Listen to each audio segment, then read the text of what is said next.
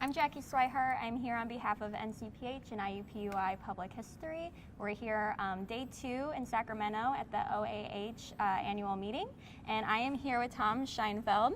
And he just had a session this morning called Intersections, Digital and Public, Emerging Perspectives on Digital Pedagogy, Scholarship, and Audience Engagement. Do you mind just giving me a little bit of background on your professional work? Sure. I trained as a historian of science. That's what my dissertation was on. But very early on, starting with my graduate program, I was involved in building websites for history museums and in public history projects. And that led to a career in digital public history. And I, for the last, nearly 20 years, been doing a range of digital public history projects.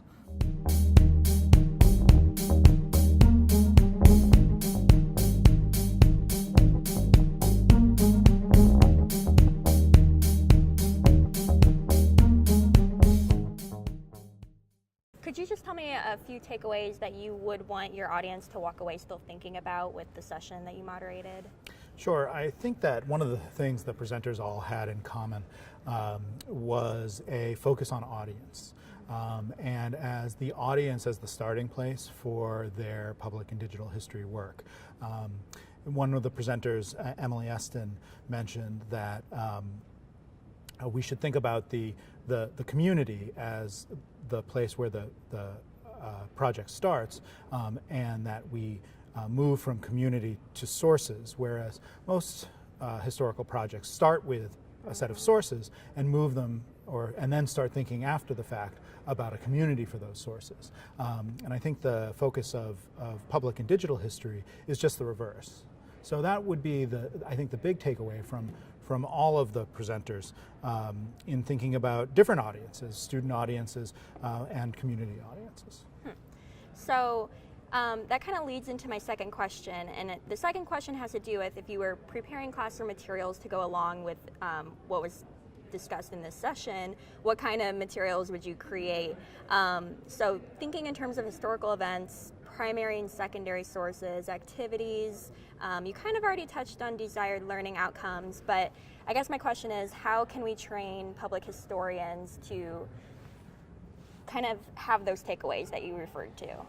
Yeah, so ours was a more of a methods-focused session, and so the kinds of sources that I would connect to the session would be some example websites of projects that were raised during the presentation. Yeah, there were a lot. Yeah, so a list of links to those sources, and also a set of tools and how-to guides for using those tools that could implement some of the things that were on display today.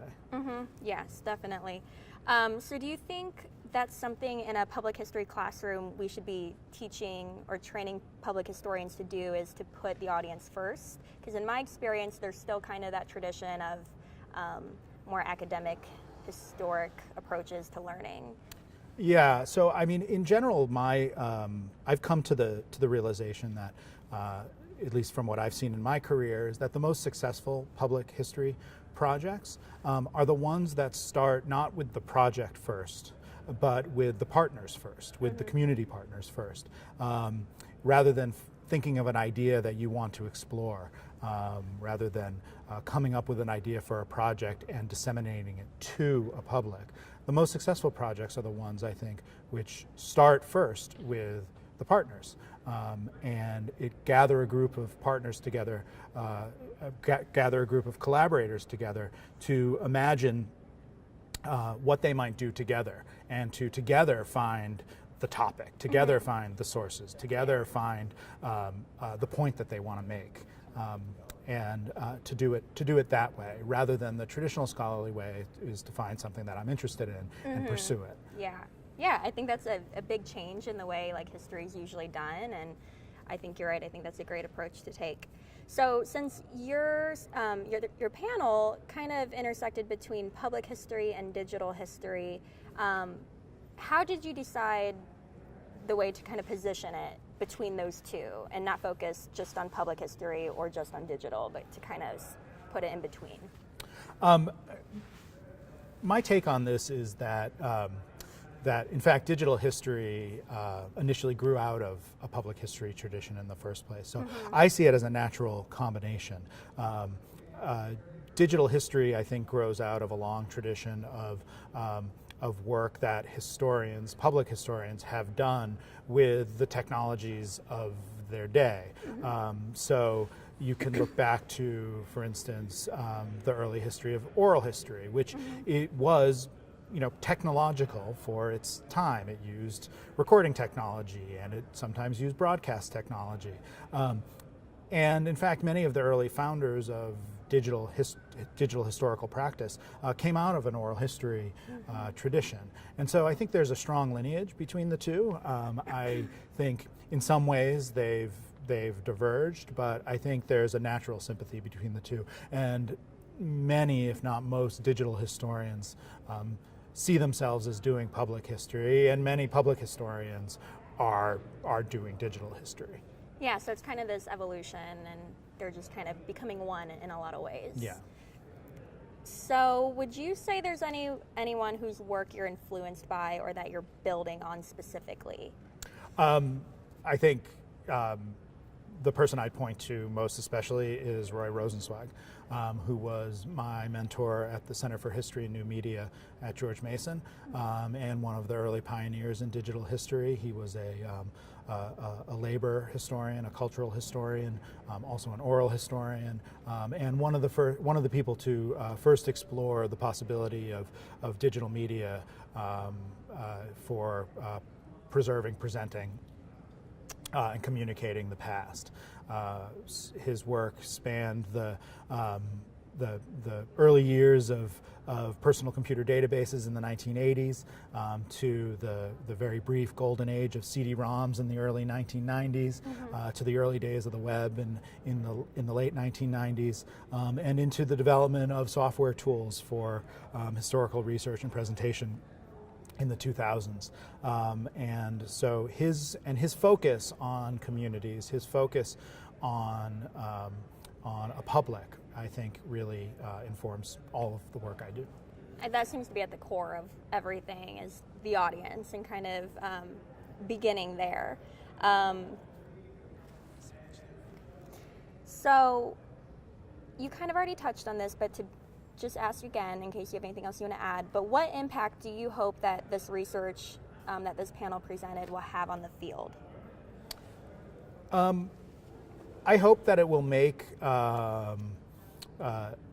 use of digital technologies less of a niche thing and more viewed as just part of the standard toolkit of what historians do. It's been useful in many ways to have a sort of subfield called digital humanities or digital history for the past 15 years or whatever. That's been useful for network building, for raising awareness, for fundraising, and those kinds of things. But moving forward, I think what I'd like to see happen and what I'd like this panel to do is to move the use of digital methods more into the mainstream of what historians do in the course of their work, and to view it just as the journal article or the monograph or the documentary film or the op-ed piece are tools to reach different audiences and to fulfill different needs in society.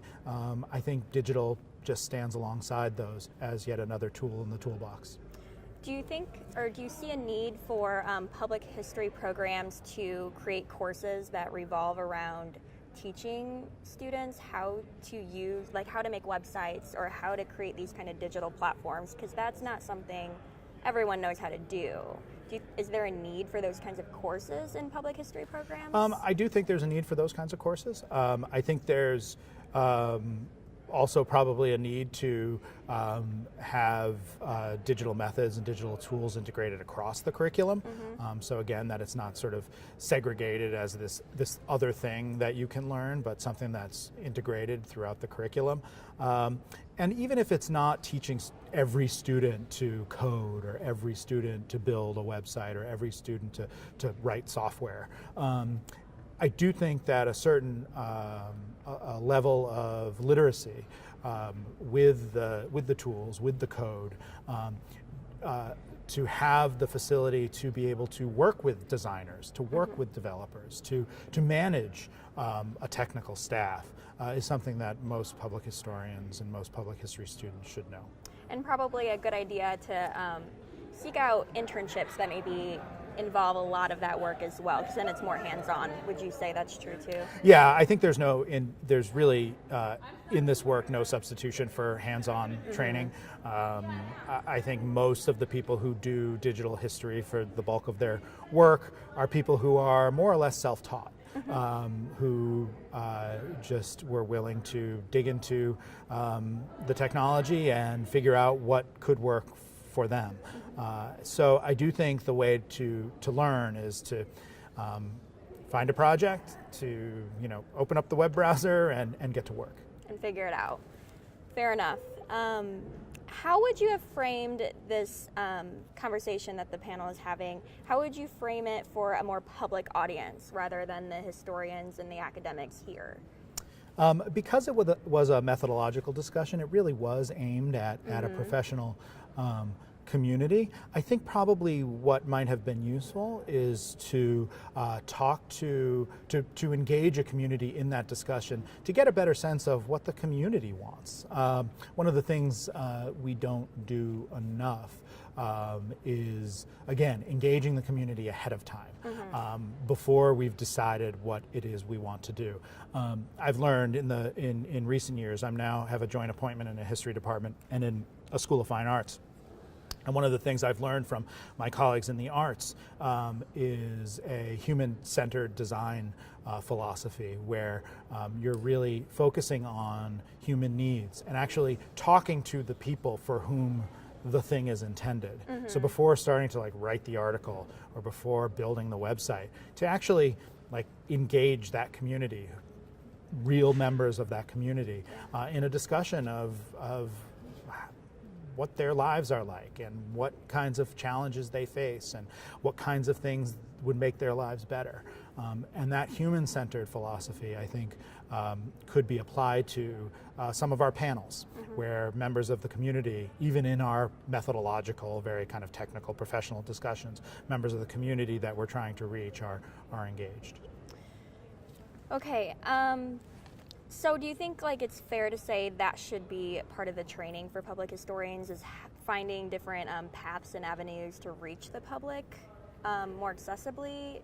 Is that something that needs to be taught, or how do we get out there to engage the public?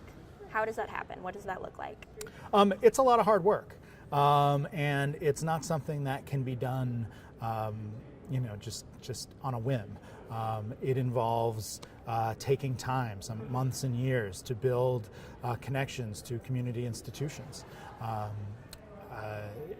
and to build trust with communities. So I would really advise aspiring public historians, digital historians, to be patient and to understand that it's going to take time to build trust with the communities that you hope to work with, but to be persistent in that, and to know that the payoff will come. It just may be a little ways down the road. And very worthwhile at the end of it. Okay, I already asked that. Let me switch my. Okay, so we only have a couple minutes left. Would you say that you position your work differently in academic history versus public or digital history? Are those two different things to you, or do they all just kind of go together? I've been fortunate to be able to make a career in what I really want to do, which is my public work and my digital work.